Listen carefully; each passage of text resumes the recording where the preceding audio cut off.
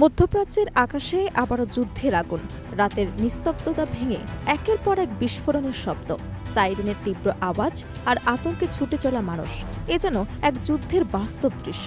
দীর্ঘদিন নিজেদের শক্তিশালী প্রতিরক্ষা ব্যবস্থা ও সামরিক সক্ষমতার কথা বলে আসা ইসরায়েল এখন কঠিন সময় পার করছে বলে মনে করছেন অনেক বিশ্লেষক। ইরানের সঙ্গে চলমান উত্তেজনার মধ্যে পাল্টাপাল্টি হামলায় পরিস্থিতি ক্রমে জটিল হয়ে উঠছে। বিভিন্ন সূত্রের দাবি, ইরানের ক্ষেপণাস্ত্র হামলায় ইসরায়েলের বিভিন্ন অঞ্চলে ক্ষয়ক্ষতি হয়েছে এবং প্রতিরক্ষা ব্যবস্থা একসঙ্গে সব আঘাত ঠেকাতে হিমশিম খাচ্ছে। এই সামরিক উত্তেজনার মধ্যে হঠাৎ করে ইসরায়েলের রাজধানী তেল আবিবে দেখা যায় এক অদ্ভুত দৃশ্য। দিনের আলোতে হঠাৎ আকাশ অন্ধকার হয়ে যায়। প্রথমে অনেকেই ভেবেছিলেন ধোঁয়া বা মেঘ, কিন্তু পরে দেখা যায় হাজার হাজার কালো পাখির ঝাঁক শহরের আকাশ ঢেকে ফেলেছে।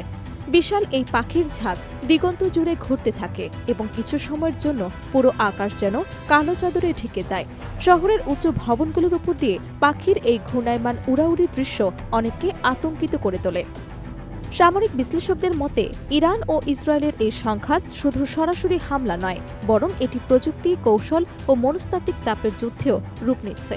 একদিকে ক্ষেপণাস্ত্র হামলা, অন্যদিকে প্রতিরক্ষা ব্যবস্থার পাল্টা প্রতিরোধ। সব মিলিয়ে পরিস্থিতি অত্যন্ত সংবেদনশীল। ইরান বহু বছর ধরে তাদের ক্ষেপণাস্ত্র কর্মসূচি উন্নত করেছে এবং তাদের হাতে বিভিন্ন পাল্লার ক্ষেপণাস্ত্র রয়েছে বলে আন্তর্জাতিক বিভিন্ন প্রতিবেদনে উল্লেখ করা হয়েছে। অন্যদিকে ইসরায়েলের রয়েছে বহুস্তর প্রতিরক্ষা ব্যবস্থা, যা বিশ্বের অন্যতম উন্নত বলে বিবেচিত হচ্ছে। তবে একসঙ্গে বহু দিক থেকে আক্রমণ এলে সেই প্রতিরক্ষা ব্যবস্থার উপরও চাপ তৈরি হয়। এদিকে তেল আবিবের আকাশে দেখা অস্বাভাবিক পাখির ঝাঁক নিয়ে শুরু হয়েছে নানা আলোচনা। সামাজিক যোগাযোগ মাধ্যমে ছড়িয়ে পড়া ভিডিওতে দেখা যায় হাজার হাজার পাখি একসঙ্গে শহরের ওপর চক্কর দিচ্ছে। পরিবেশবিদরা বলছেন, অনেক সময় আবহাওয়ার পরিবর্তন, শব্দ, বিস্ফোরণ বা পরিবেশগত কারণে পাখিরা দলবদ্ধভাবে আচরণ পরিবর্তন করে এবং হঠাৎ করে বড় ঝাঁক তৈরি করতে পারে। যুদ্ধ পরিস্থিতিতে বিস্ফোরণের শব্দ, আলো এবং পরিবেশ দূষণের কারণেও এমন আচরণ দেখা যেতে পারে। তবে সাধারণ মানুষের মধ্যে এই ঘটনা নিয়ে ভয় ও নানা ব্যাখ্যাও দেখা গেছে। কেউ এটিকে প্রাকৃতিক ঘটনা বলছেন, আবার কেউ এটিকে অস্বাভাবিক বা অশুভ সংকেত হিসেবেও দেখছেন। যুদ্ধের সময় মানুষের মানসিক চাপ ও আতঙ্ক বেড়ে যাওয়ায় এমন ঘটনা ঘিরে নানা গুজব ও ব্যাখ্যাও দ্রুত ছড়িয়ে পড়ে বলে মনে করেন সমাজ বিশ্লেষকরা।